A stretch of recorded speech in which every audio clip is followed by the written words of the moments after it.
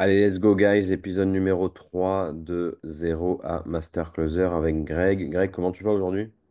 Bah, écoute, ça va très bien, ça va très bien. J'essaie de prendre des notes un peu au fil de l'eau sur ce que tu m'as appris là sur les deux premières sessions.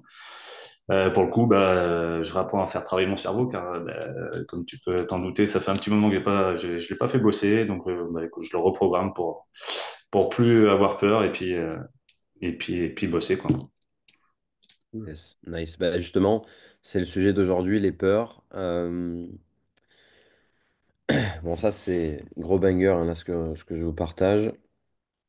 C'est que, étant donné que le closing, c'est une question de parler avec des prospects qui ont des peurs, qui ont des croyances limitantes, qui n'ont pas la vie qu'ils veulent et qui, par définition, ben, sont là pour qu'on les aide à changer. La grosse composante, c'est est-ce que j'ai la capacité à aider mon prospect à surmonter ses propres peurs? Et à ton avis, quel est le meilleur moyen de réussir à aider notre prospect à surmonter ses propres peurs?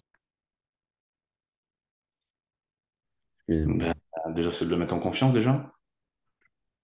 Ok. Déjà, si tu arrives à le mettre en confiance, déjà, tu as gagné une bonne partie du travail et après ouais, enfin je sais pas le diriger vers je sais pas moi sur le fait qu'il doit se former si s'il veut espérer changer les choses toi les trucs comme ça. Bah, former pour espérer changer les choses, ça, c'est sûr que ça va. Eh, Demain, je te dis, écoute, gratuitement, je vais te prendre par la main chaque jour on fera une session de coaching ensemble pour que tu avances. Ça va te rassurer. Donc, Mhm. mais dans l'appel, qu'est-ce qui fait que tu vas réussir à le faire prendre la décision, l'aider à surmonter ses propres peurs? Bah, c'est toutes les questions, l'enchaînement de questions que tu vas lui poser et le mettre devant sa situation et lui faire comprendre que il en est pas c'est un peu à cause de lui quoi qu'il a pas avancé depuis X années. Ouais, disons, c'est sa responsabilité. La responsabilité, ouais.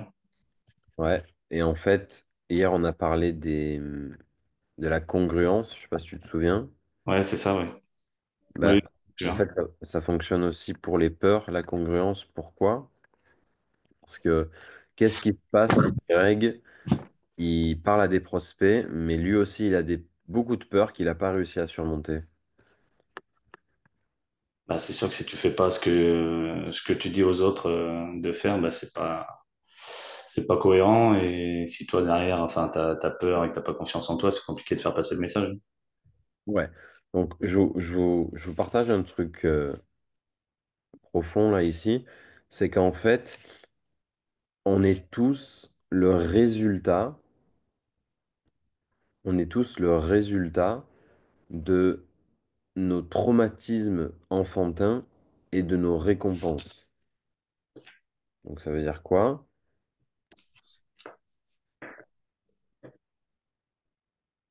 On est tous le résultat de nos traumas dans l'enfance et de nos récompenses. Donc la manière dont tes parents t'ont traité, la manière dont tu as vécu ton enfance, fait qu'aujourd'hui tu en es son résultat.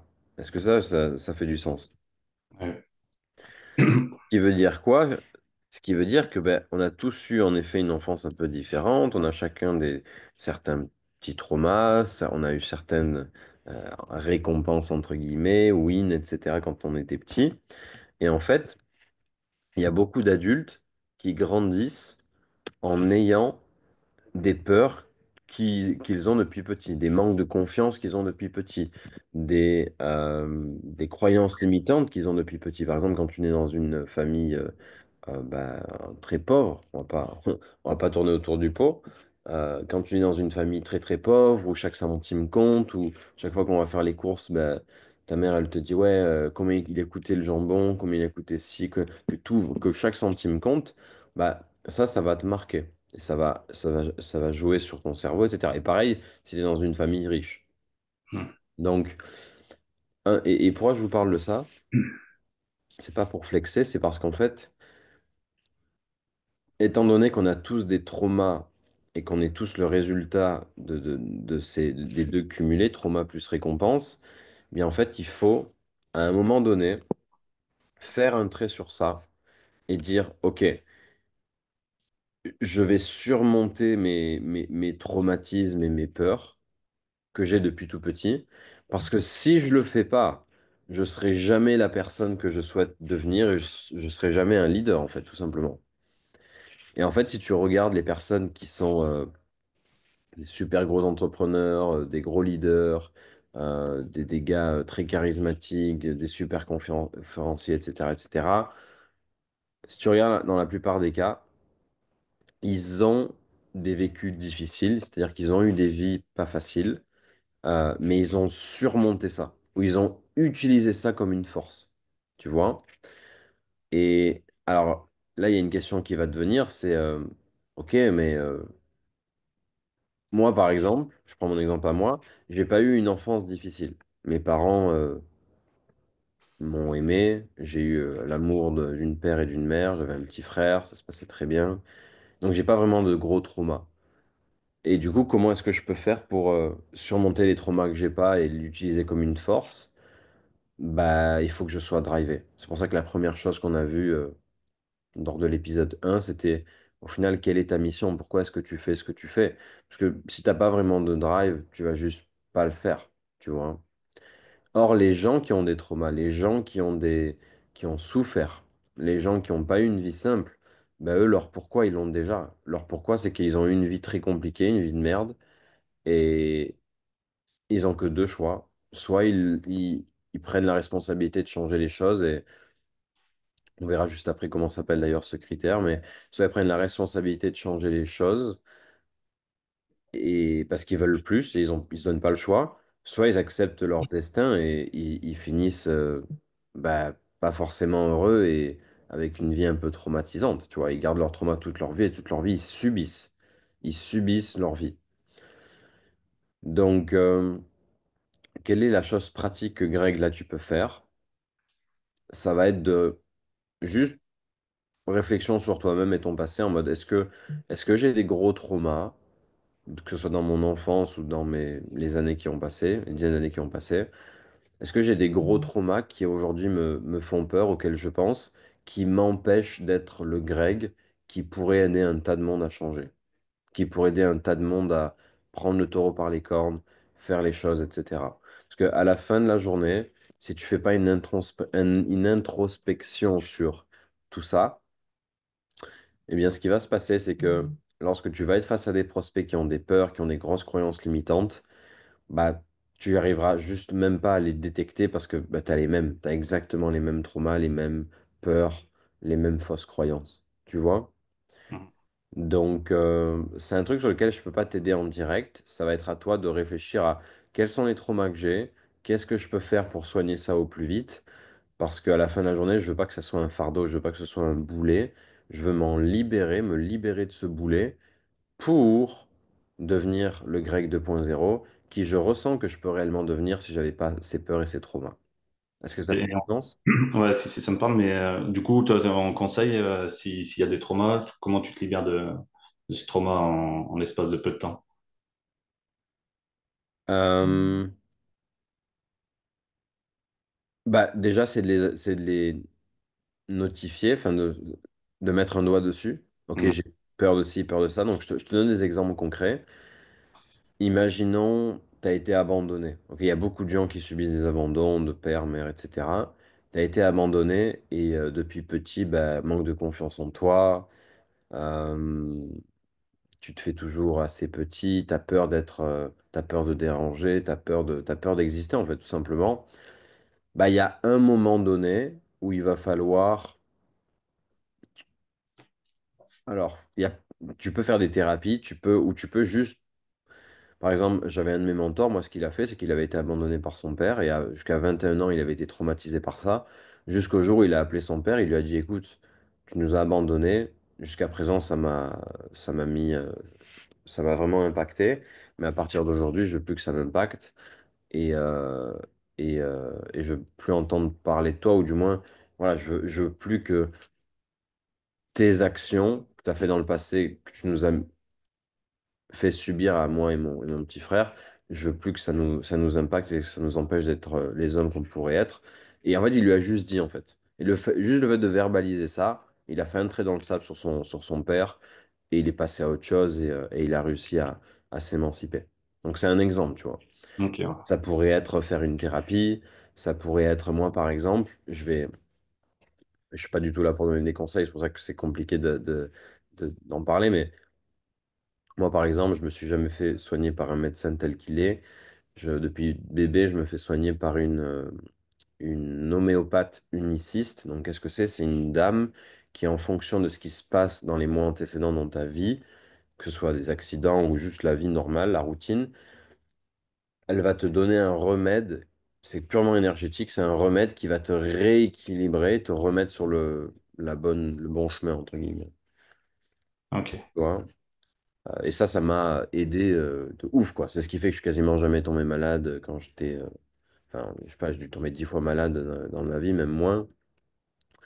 Euh, ça m'a, ça m'a permis de surmonter bah, plein de petits trucs de la vie. Ça peut être des séparations, ça peut être des accidents, ça peut être ouais, des manques de confiance en soi, des problèmes à l'école, etc. Donc, ouais, moi, par exemple, c'était ça. Donc, depuis petit, je vais voir une super homéopathe uniciste. Attention, c'est pas une homéopathe, hein. Homéopathe et homéopathie uniciste, c'est encore différent.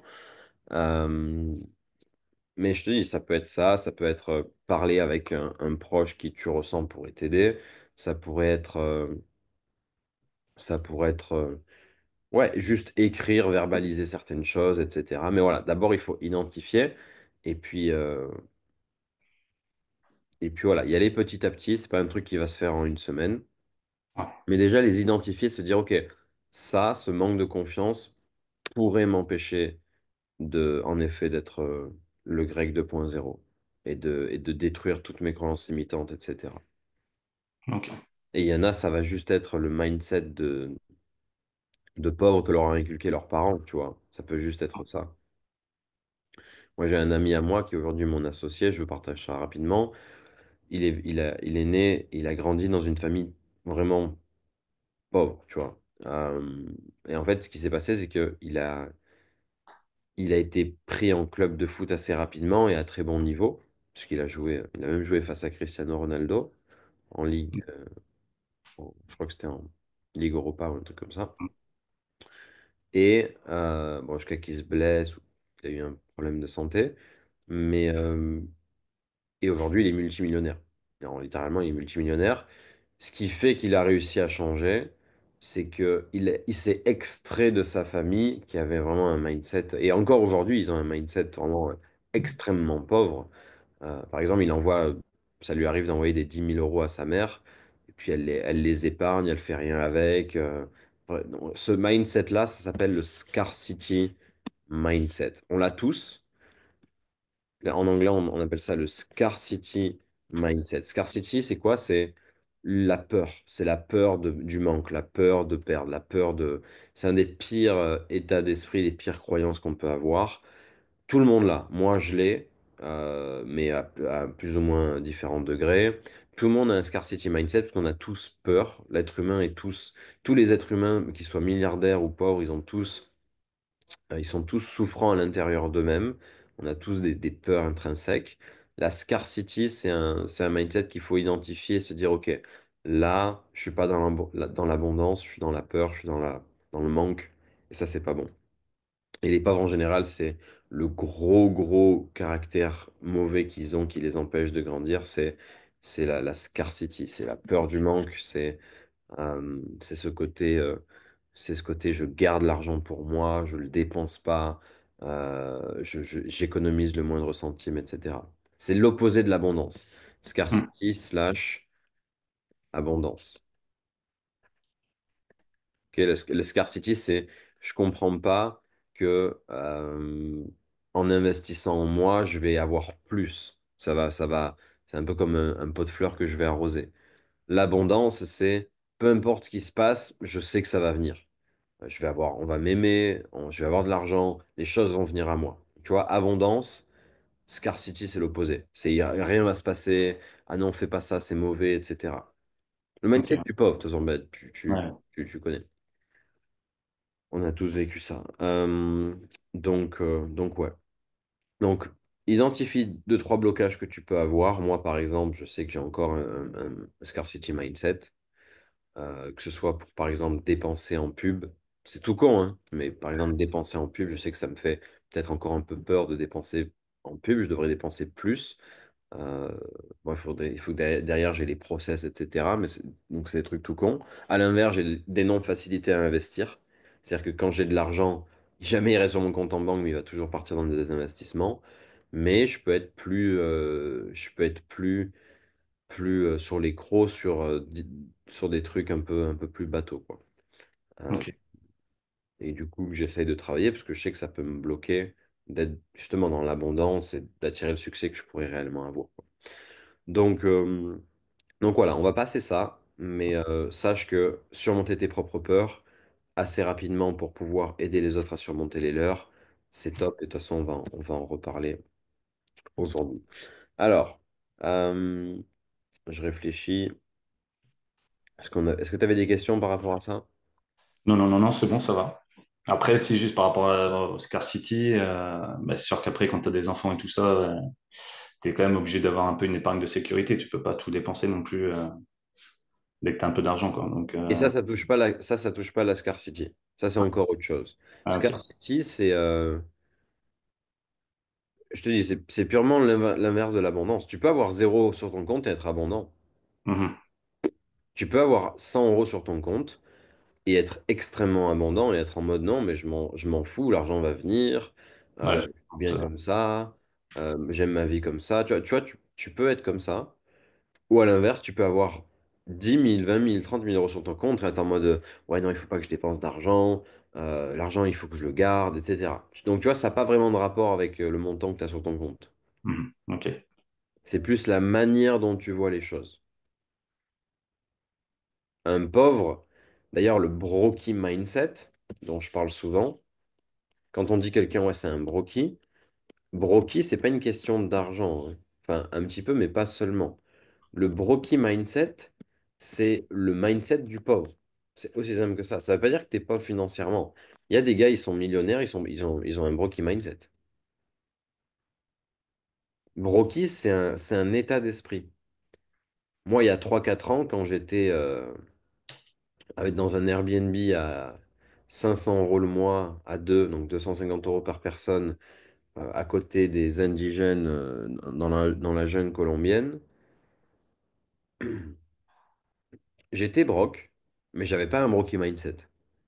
J'investissais en moi, je travaillais tous les jours dur pour avancer, je me développais. On avait pris une femme littéralement, c'est même pas- c'est plus une femme de ménage, c'est une femme qui nous faisait à manger, qui faisait le ménage, etc. Enfin, on était plutôt dans l'abondance, tu vois ce que je veux dire. Ouais. Pourtant, mon compte en banque, il n'était pas très rempli. Mhm. Mais la manière dont j'agissais, c'était la manière dont le futur Valentin agirait. Le Brocky Mindset, c'est ça, c'est j'agis comme je suis actuellement, Brock, au lieu d'agir comme la personne que je veux devenir. Il y a beaucoup de ça. Donc voilà. Ok, next. Ok. Euh, je veux qu'on voit là.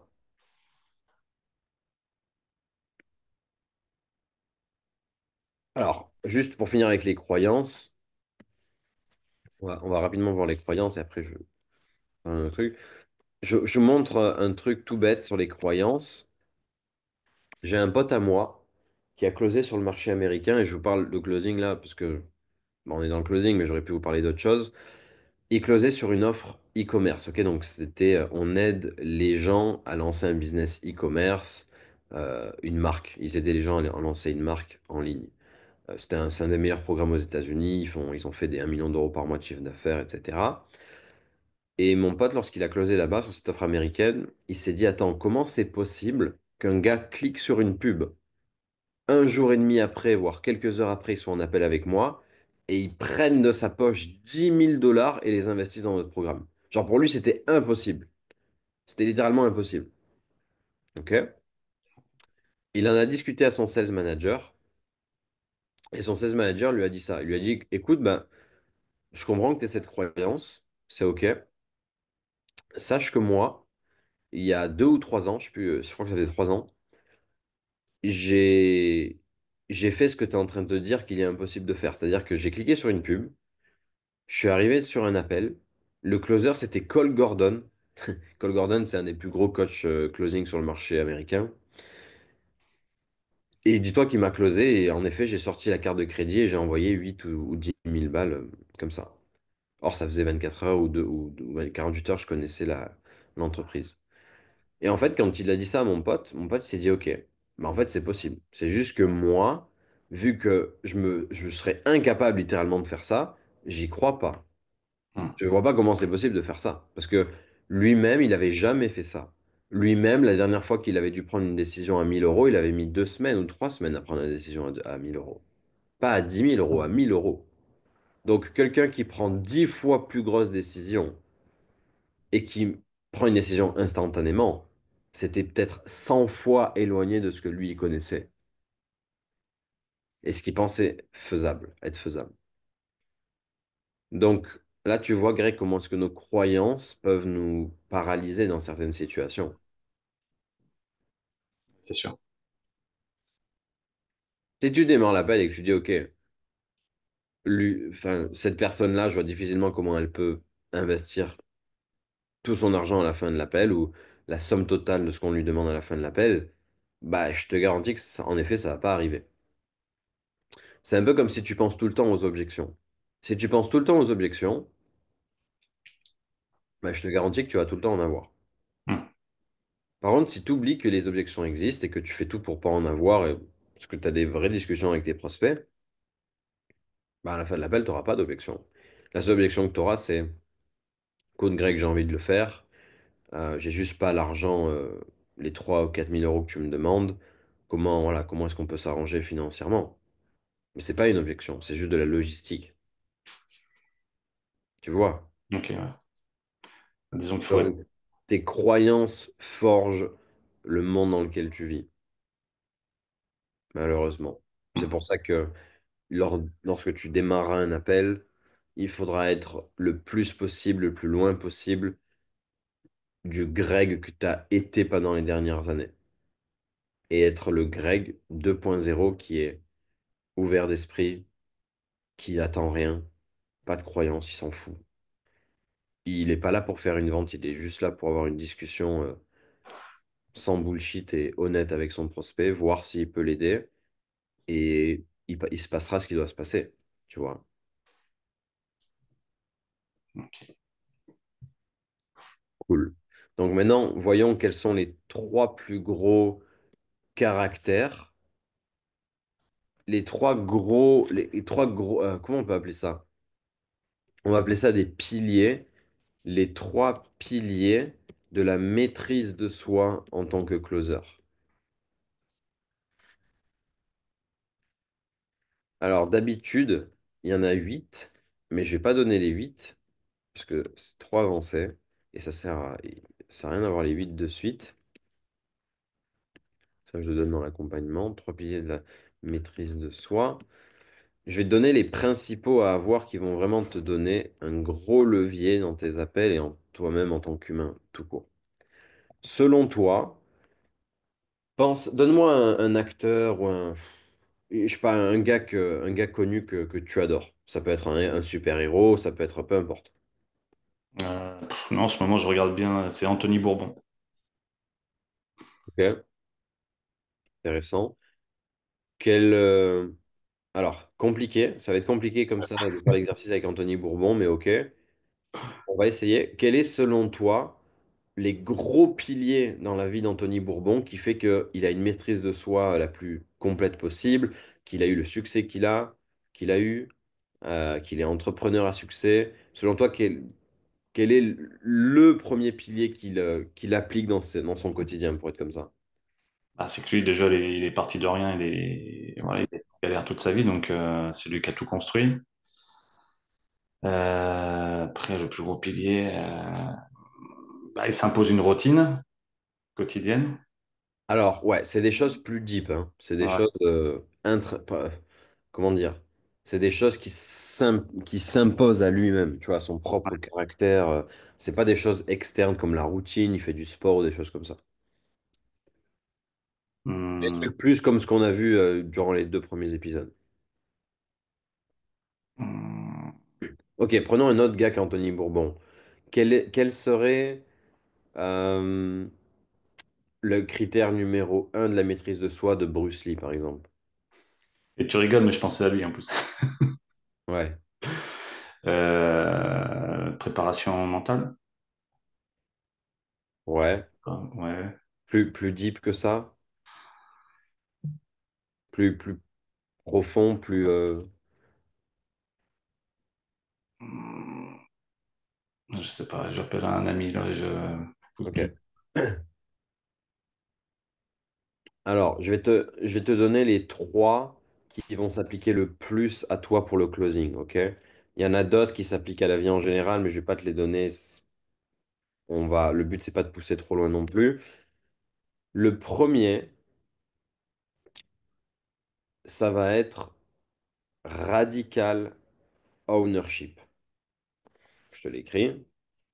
Le premier pilier de la plupart des super-héros, de la plupart des gars qui ont beaucoup de succès, c'est... Alors, est-ce que tu sais ce que c'est le ownership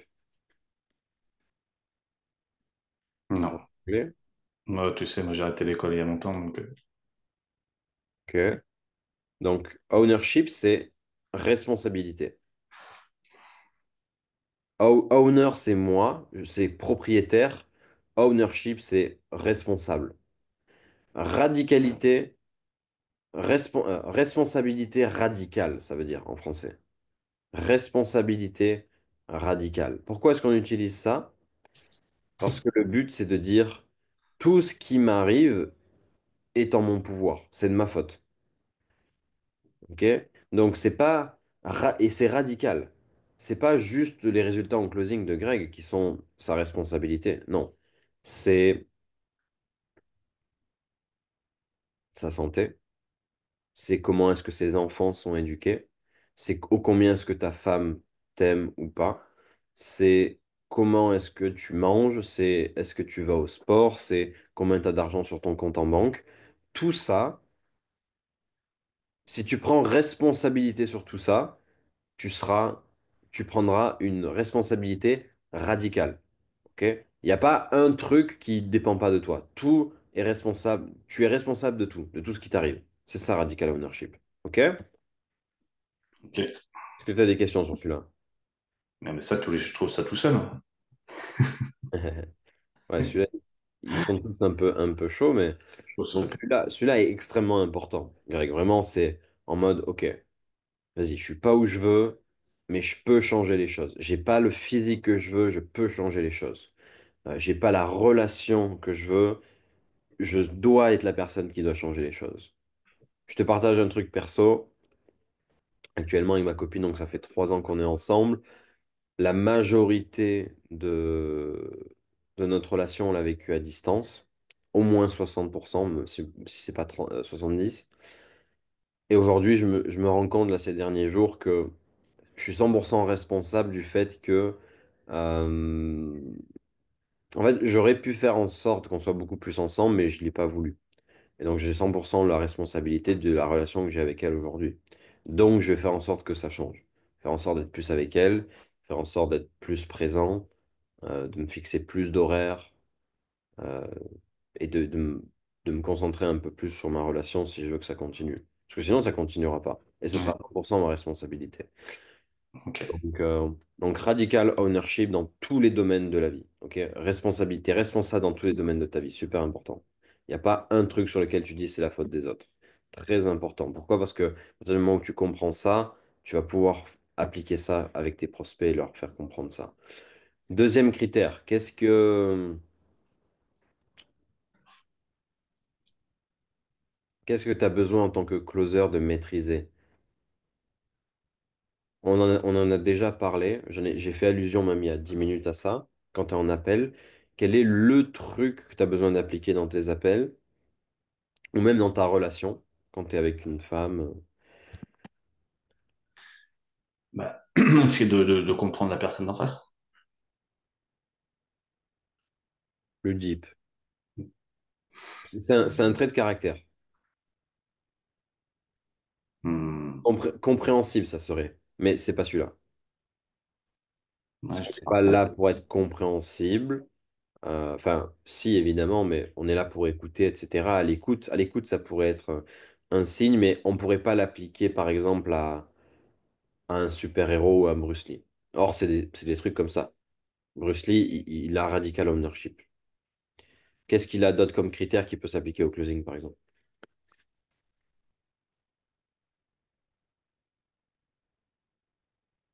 Donne-moi un qui te passe par la tête. Je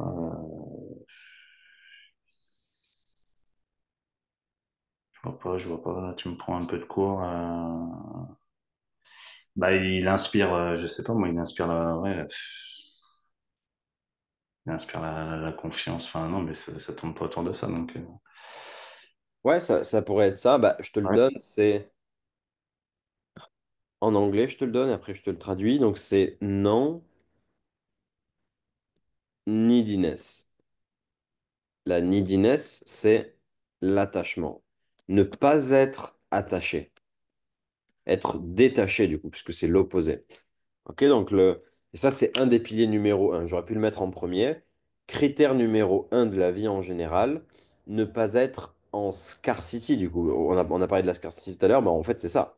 Scarcity, l'opposé, c'est non-neediness, détaché. Je suis détaché du résultat. Je suis pas à cran sur quelque chose. Je suis pas, je suis pas à cran sur mon partenaire.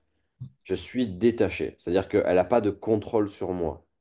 T'imagines si demain, et je sais pas comment est-ce que tu traites la relation avec ta femme, mais t'imagines si demain, ta femme te quitte et toute ta vie s'effondre parce qu'en fait, bah, tu étais extrêmement dépendant d'elle. Est-ce que tu penses que c'est bon? Non.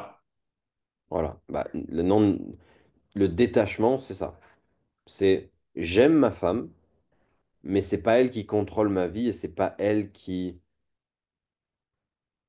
Elle a pas autant de pouvoir que si j'étais attaché, trop attaché à elle. Donc j'ai un côté détaché. En vente et en closing, tu as besoin de la même chose. Tu as besoin de pas être attaché à faire la vente, pas attaché à ce que la personne achète. Pourquoi? Parce que c'est pas.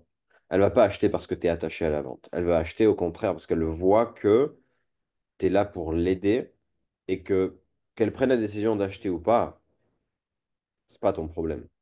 Toi, tu auras tout fait pour l'aider. Mais ton mindset, c'est je suis détaché. D'ailleurs, tu regarderas si tu veux mes appels, mais toutes les semaines en général, on me dit, mais oui, mais toi, tu arrives à être très détaché. Hey, look is Ouais, here. Hello, Casey. je suis en train de bosser, je t'en appelle, les gars. Bye-bye. J'arrive. All right. See you later, buddy. Euh, j'ai mes angles des États-Unis qui sont là. Ah oui, d'accord. Euh, donc, je disais, ouais, en général, on me dit, ouais, mais toi, Valentin, tu arrives à être extrêmement détaché. Alors, naturellement, j'ai un peu ce côté nonchalant et un peu je m'en foutisme. Mais dans tous les cas, c'est quelque chose qu'il faut travailler. Ok. Ne pas être détaché. Genre, t'es en mode don't care. Like, tu peux passer à l'action, tu peux ne pas passer à l'action. Enfin, qu'est-ce que tu as envie de faire? Tu vois, la personne, quand tu lui dis des trucs comme ça, elle est en mode waouh, le gars s'en fout. Ouais. Et vu que moi, je me fous pas de ma vie, j'ai envie de le faire. Tu vois? Donc, ça, c'est important. OK? Next. T'as Ok. des questions sur celui-là? Non, non, très bien, non, c'est clair. Le dernier, c'est un peu moi qui l'ai inventé et Ah, je l'ajoute aux trois piliers parce que, bah, surtout quand tu débutes en closing, il est super important. C'est,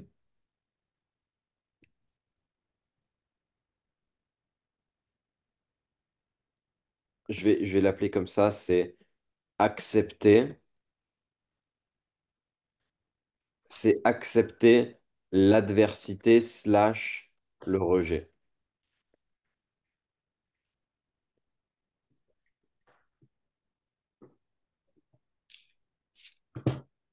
Pourquoi est-ce que c'est important d'accepter ça?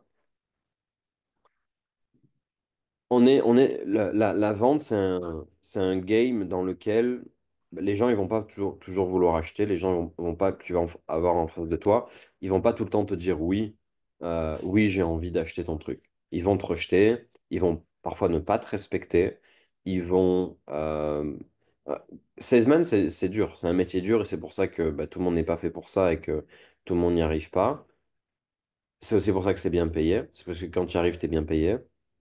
Et la grosse composante de la vente, c'est que il faut accepter que quelqu'un te dise non et même accepter parfois que c'est à ce moment-là que démarre la vente. Tu vois ce que je veux dire?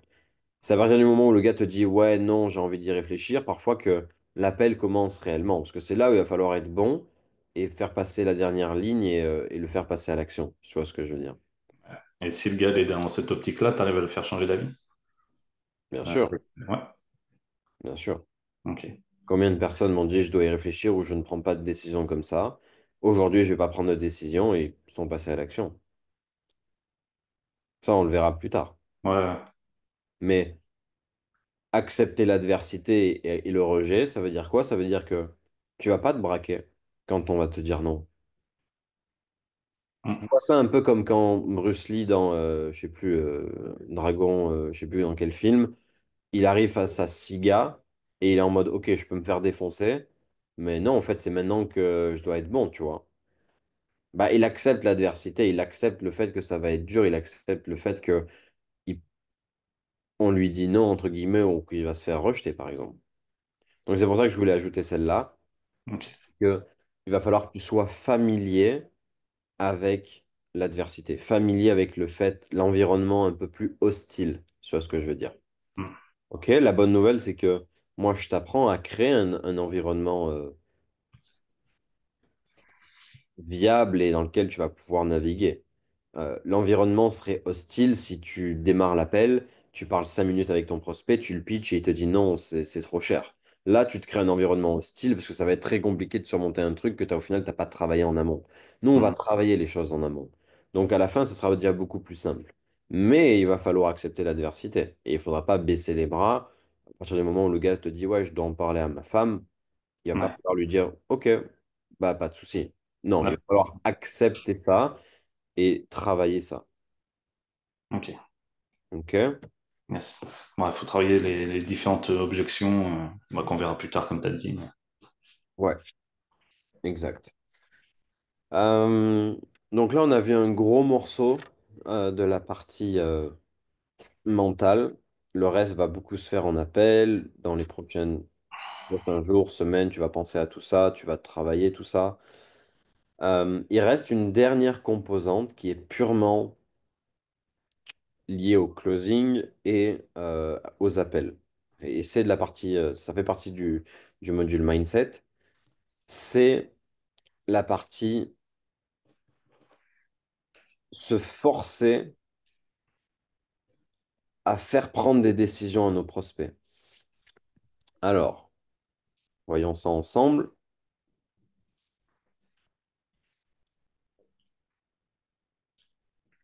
Il y a quelque chose en vente, en général, dans le business, qui s'appelle les follow-up. Tu vas souvent entendre ça. Est-ce que tu, Mm. tu vois ce que ça veut dire? Ouais, ça, je sais, c'est les rappels. On va les rappeler une deuxième fois, troisième fois, enfin. Ouais, un follow-up, c'est un suivi. Ok. Le Mm. problème de ça, qu'est-ce que c'est? C'est que moi, par exemple, j'ai eu des coachs, enfin un coach sur trois ou quatre, qui lui, c'était un peu le roi des follow-up. C'est-à-dire qu'il autorisait les prospects à y réfléchir et il était très détaché et ils aimaient ça. Et donc, en général, ils revenaient vers lui pour passer à l'action. Donc, il avait un environnement dans lequel il acceptait de faire des follow-up. Ça faisait partie de son process.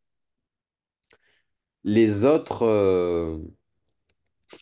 coachs que j'ai eus, mentors ou même moi-même, avec ma propre expérience, j'ai closé très, très, très, très peu de prospects. Sur les plusieurs centaines de prospects que j'ai closés, il y en a moins de 10 qui sont réellement passés à l'action sur du follow-up. Ça veut dire quoi? Ça veut dire qu'il y en a moins de 10 qui n'ont pas pris la décision avec moi dans l'appel et qui, quelques, quelques jours ou quelques semaines après, m'ont dit, OK, let's go, j'appuie sur la gâchette. OK? Ok. Donc, le concept, c'est quoi? C'est que on va bannir les follow-up. Et tu vas comprendre pourquoi. Ouais. En fait, quand tu démarres en closing, tu as besoin de rapidement aller dans le dur. OK? Pour pas passer 6 mois et au bout de 6 mois être en mode putain, il y a encore des choses que j'arrive pas à dire à mon prospect, j'ai encore du mal à accepter justement l'adversité en fin d'appel, j'ai du mal à me confronter à mon prospect, ça me fait peur, j'ai peur du rejet, etc. Pour éviter ça, on se donne une règle. C'est la règle des 4. Donc c'est très simple. Il n'y a que 4 réponses possibles en fin d'appel, dit cette règle. La première réponse c'est oui. Let's go, je fais le programme, Greg, je prends la décision, je démarre, où est-ce qu'on paye? Ça, c'est la première décision. La deuxième, c'est non. Écoute, Greg, je vais pas faire le programme, je vais être franc avec toi, je vais pas faire le programme. Ça sert à rien de m'envoyer des messages, ça sert à rien de me continuer à essayer de me persuader, je vais pas le faire. Ok. Ok, donc ça, c'est les deux premières réponses possibles. Les deux d'après, c'est va te faire foutre,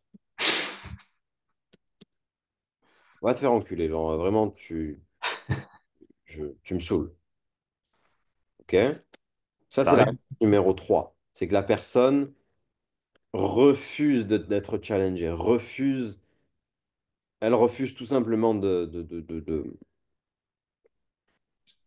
ouais, d'être aidée à passer à l'action. C'est trop pour elle, elle te dit, écoute, non, non, va te faire, j'aime pas ce qui se passe là dans cet appel. Ça, c'est la Ok. troisième possibilité, qui arrive assez rarement. Ouais. Quatrième, c'est bouton rouge. C'est la personne quitte l'appel d'elle-même. OK? Et Mhm. pour te donner un exemple, ça m'est déjà arrivé, parce que j'avais un coach à moi qui faisait ça, ça m'est déjà arrivé de dire à un prospect, écoute, si la conversation est trop inconfortable pour toi, tu peux cliquer sur le bouton rouge en bas à droite sur Zoom, quitter l'appel et reprendre voilà, la vie que tu as et au final que tu m'as dit que tu voulais fuir. Il y a pas de souci. Ça m'est déjà arrivé de dire ça à un prospect. Donc là, c'est la quatrième possibilité. C'est que ils disparaissent, il appuie sur le bouton rouge parce que trop de pression, parce que trop de tension, parce que c'est trop pour lui. OK? Ça m'est Mhm. pas arrivé des centaines de fois, ça a dû m'arriver une dizaine de fois, un truc comme ça, sur des centaines d'appels. Mais pareil, c'est un truc à subir quelque part, au moins une fois. Pourquoi? Parce que tu pourras te dire, OK, j'ai poussé cette personne dans ses derniers retranchements. J'ai fait le job. Elle avait un objectif. Elle m'a dit, je veux tout faire pour l'atteindre. J'ai tout fait pour l'aider à l'atteindre. Et au final, c'était trop pour elle et elle a quitté l'appel. Donc, c'est juste pas fait pour elle. Elle va juste rester là où elle est. C'est OK. Il y a des gens qui sont pas faits pour ça. OK? Ok. Donc c'est OK. Tu vois ce que je veux dire? Ouais. On s'en fout. Tu vas pas t'énerver. Alors oui, tu seras évidemment contrôle émotionnel, c'est pas toujours facile. Tu vas peut-être être en mode putain, quitte l'appel, fais Ouais. chier. Ouais. T'as Euh, bossé pour rien. ouais, je sentais que j'allais quand même pouvoir l'aider. Je sentais qu'elle allait se closer. Bon, vas-y, je vais essayer de l'appeler. Bon, en général, ça répond jamais. Euh, voilà, elle a disparu, elle s'est barrée. C'était trop pour elle. Mhm. Ça arrive et c'est OK. Mais maintenant, pourquoi est-ce que tu vas avoir besoin d'appliquer ça? La première raison, c'est que ça va t'entraîner face à l'adversité et en fait, tu n'auras plus peur du rejet, tu n'auras plus peur des objections. Tu sais qu'il n'y a que 4 possibilités. Tu sais Ouais. que la personne va te dire oui, non, on va te faire faute, bouton rouge. À partir de là, tu fonces. Mhm. Tu pousses jusqu'à que tu aies un oui, ou un non, ou un va te faire foutre, ou un bouton rouge. Et c'est ça qui fait que rapidement, tu deviens une machine de guerre. C'est ça qui fait que rapidement, rien ne te fait peur. Tu pousses les gens dans leur dernier retranchement et tu as compris le concept du closing. Alors, maintenant, je vais aller un peu plus deep sur pourquoi faire ça. La première raison, c'est que l'appel de closing permet deux choses. Soit de repousser la vente. Ok, ça veut dire quoi? Repousser la vente, c'est je prends la décision de ne pas pitcher mon prospect. Je le repousse. Écoute, c'est pas pour toi. On n'est pas aligné maintenant. OK? Ça, c'est la première possibilité. Et Alors, ça, tu le rappelles après, là, plus je te tard? parle avant le pitch. OK? Ça, Ok. c'est après le pitch. Ouais. Ok. Ah ouais. On fait une croix sur les fucking follow-up. OK? Mhm. Il n'y a pas de follow-up. Parce que nous, à la fin, c'est des oui, des non, des va te faire foutre, des boutons rouges. Et on verra comment gérer ça. Avant le pitch, il n'y a que deux possibilités dans un appel de vente, Greg. Soit tu vas repousser le prospect parce qu'il n'est pas qualifié, vous n'êtes pas aligné. Il ne va pas avoir des résultats maintenant. OK? Donc la première possibilité, c'est que tu le repousses. Est-ce que ça fait du sens? Ou tu veux que Oui, je oui, te donne un tout à exemple? fait. Oui. Tu veux un exemple? Allez. Repousser un prospect, ça serait par exemple,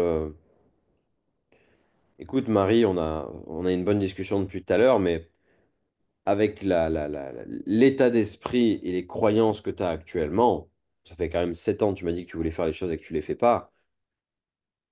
Sincèrement, pour toi aujourd'hui, j'ai rien à te proposer. J'ai même pas envie de te proposer quelque chose. J'ai juste envie que tu partes y réfléchir, euh, que tu prennes 24 48 heures pour réfléchir à si vraiment tu as envie de faire ça. Parce que c'est cool hein, que tu me dises que tu as envie de changer, c'est cool que tu me dises que tu as envie de X, Y, Z. Mais à la fin de la journée, pour l'instant, je te crois pas parce que durant les derniers mois et les dernières années, aucune de tes actions ont montré que tu voulais avancer. Alors oui, je sais que tu vas me dire qu'aujourd'hui, tu as pris cet appel pour avancer, que tu es motivé, etc. Mais moi, j'ai pas envie aujourd'hui de te proposer quoi que ce soit. J'ai envie, et t'es pas à un jour près, donc j'ai envie que tu prennes 24 heures de plus minimum et que tu réfléchisses et que tu te dises, OK, est-ce que c'est vraiment ce que j'ai envie de faire? Toute seule, pas avec moi dans un appel, toi toute seule, tu prends ta propre décision. Et si dans les prochaines 24 heures, après avoir bien réfléchi, après avoir médité ou je ne sais quoi, tu te dis, ok, non, c'est bon, j'en ai marre, je suis enfin prête après ces temps à faire un trait dans le sable, envoie-moi un message, dis-moi, écoute Valentin, je suis prêt, et à ce moment-là, on se reprendra 30 minutes, je t'expliquerai ce qu'on fait, comment est-ce qu'on peut t'aider, les conditions pour nous rejoindre, et tu pourras prendre la décision une bonne fois pour toutes de démarrer ou non. Là, j'ai repoussé la vente. Ok? Ouais. Ok. Je suis en mode no way, aujourd'hui je te fais pas d'offre. Hmm. Aujourd'hui, c'est impossible que je te fasse une offre. Aujourd'hui, tu auras zéro offre. OK? Donc Ok. ça, c'est un exemple de, par exemple, de si le prospect, tu ressens que la meilleure chose qu'il fasse, c'est de faire enfin, la meilleure chose pour toi de faire avec lui, c'est de l'anti-vente. Hmm. Je te repousse pour que tu reviennes mieux tout seul. Tu vois, c'est un peu comme si tu disais à une fille, écoute, je veux pas te voir. Ouais, Euh, mais bon, mais d'accord. pourquoi est-ce que tu veux pas me voir? Ok, ça marche très bien. Ouais. Euh, L'autre type de repoussage, ce sera si la personne est tout simplement pas qualifiée, pas du tout aucune finance, elle ne nous connaît pas du tout assez pour que tu lui fasses une offre, etc. Là, pareil, tu vas repousser la vente. Écoute, aujourd'hui, je peux rien te proposer. Nos clients nous rejoignent quand ils savent ce qu'on fait, quand ils ont un minimum confiance en nous. Et moi, je vois qu'actuellement, tu as envie d'avancer, mais tu as zéro confiance en nous, donc ça n'a pas de sens aujourd'hui de te proposer quoi que ce soit, tu vas juste pas passer à l'action. Et de ce que tu m'as dit, tu es très craintif, très sceptique. Donc, ce que je te propose, c'est que tu regardes les deux trois vidéos que je vais t'envoyer, que tu regardes notre chaîne YouTube, et on peut se revoir dans les prochains jours. Quand est-ce que tu es disponible dans les prochains jours pour qu'on se reprenne? Voilà, pareil, là, c'est un exemple de je repousse la personne. Je vais pas lui, j'ai rien à lui proposer aujourd'hui. OK? Ok. La deuxième possibilité, c'est l'opposé. C'est de pousser la vente. Hmm. OK? Alors, je vais pas mettre la vente, je vais juste pousser. Donc, première possibilité, tu repousses. Deuxième possibilité, donc, soit tu pousses vers l'extérieur, soit tu pousses, entre guillemets, vers l'intérieur. Et donc, la deuxième possibilité, en effet, c'est de pousser la vente. Alors, qu'est-ce que j'entends par pousser la vente? Ça veut dire, tout simplement, écoute, on est aligné, on est clairement aligné, on a eu une très bonne discussion, on a bien fait le tour de ta situation. Est-ce que tu veux que je t'explique ce qu'on fait, ce qu'on a pour toi? Oui, Greg. Oui, Greg, je veux que tu m'expliques comment est-ce que vous allez pouvoir m'aider. Cool. À partir de là, tu vas pousser la vente. Ça veut dire quoi? Ça veut dire que tu vas aller vers ça. Tu vas aller vers un oui, un non, un va te faire foutre, un bouton rouge. OK? Il n'y a plus de OK, peut-être qu'on va replanifier un autre appel parce qu'elle a besoin de 2, 3 jours pour y réfléchir, etc. Non, Ouais, là, c'est pas OK. aller chercher la vente. OK? OK. Parce qu'il n'y a pas de, il y a aucun monde dans lequel cette personne sera plus successful et aura plus de succès en prenant un jour ou deux pour y réfléchir ou même 2, 3 heures de plus. Hmm. OK? Ouais, puis, ouais, t'auras fait le taf en amont, donc ça sert à rien de replanifier notre appel, hein.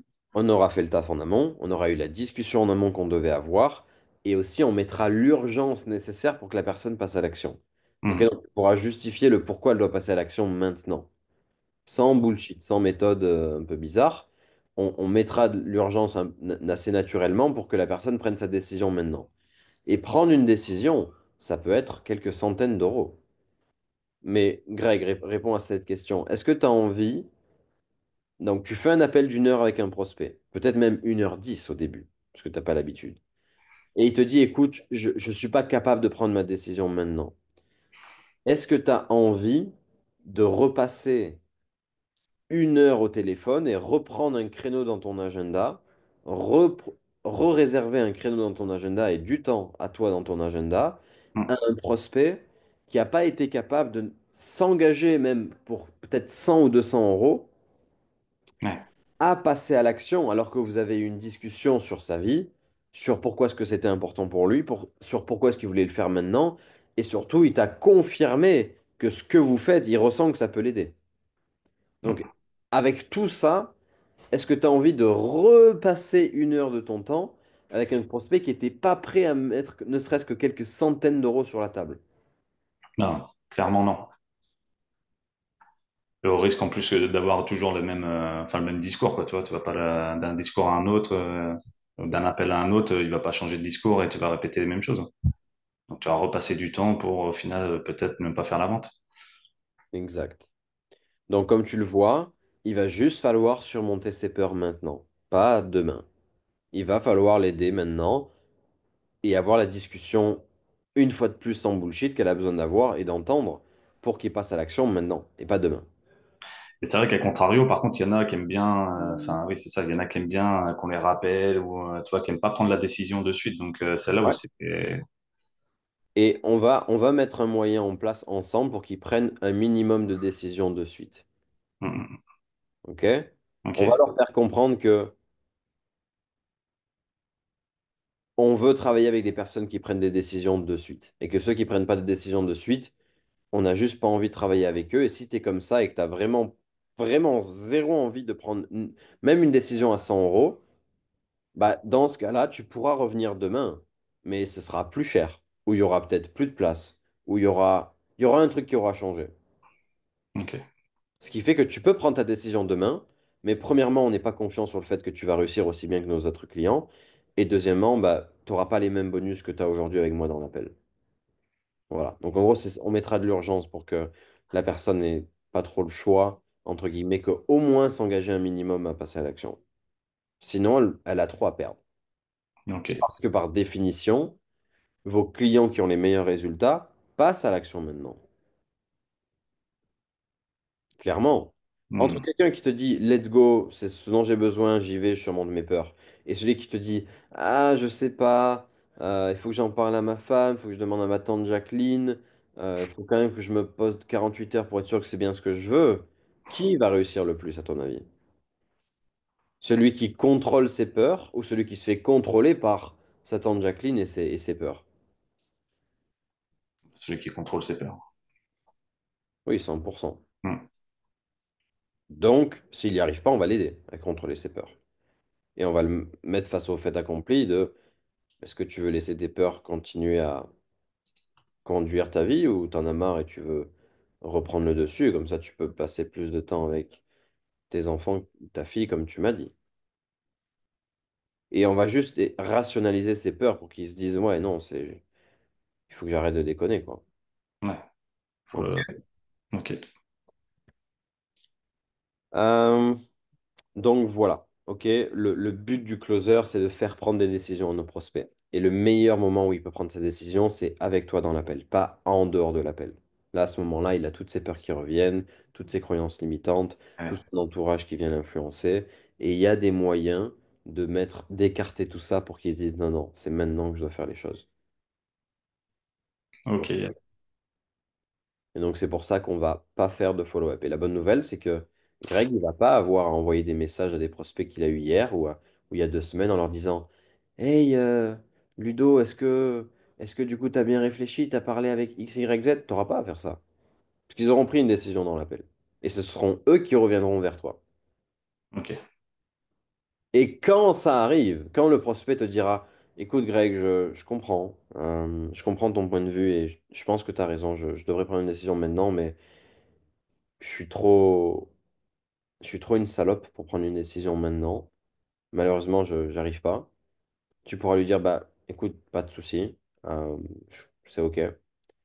Ce que tu peux faire, c'est me revenir. Combien de temps tu veux prendre? 48 heures. OK. Est-ce que 48 heures, tu es sûr qu'en 48 heures, tu auras pris une décision, oui ou non, je le fais ou pas? Oui. OK. Donc, regarde, je te donne mon WhatsApp et mon email. Et d'ici 48 heures, tu vas m'envoyer. Enfin, qu'est-ce que tu veux m'envoyer d'ici 48 heures? Quel genre de message tu veux m'envoyer? Et là, je fixe avec lui l'heure à laquelle il va m'envoyer limite le message où il me donne sa réponse. En mode oui, je le fais, non, je le fais pas. Et c'est lui qui va revenir vers moi, c'est pas moi qui va revenir vers lui. Tu vois? Ouais. En mode oui, Valentin, oui, Greg, voilà, écoute, j'ai bien réfléchi et notre discussion me fait sens et je t'avoue que j'ai pas dormi hier soir. Je me suis dit que si je surmontais pas cette peur maintenant, je le ferais jamais. Donc écoute, je décide de me lancer. Ou à l'inverse, tu m'écris, écoute, voilà, j'ai décidé de pas faire les choses, de pas travailler avec vous, de pas avancer, de rester là où je suis, de pas retrouver le temps que je veux retrouver avec mes enfants ou blablabla, X, Y, Z levier, et de pas le faire. Ok? Est-ce que tu vas m'envoyer ce message? Oui ou non? Oui, oui, oui, oui. Ok.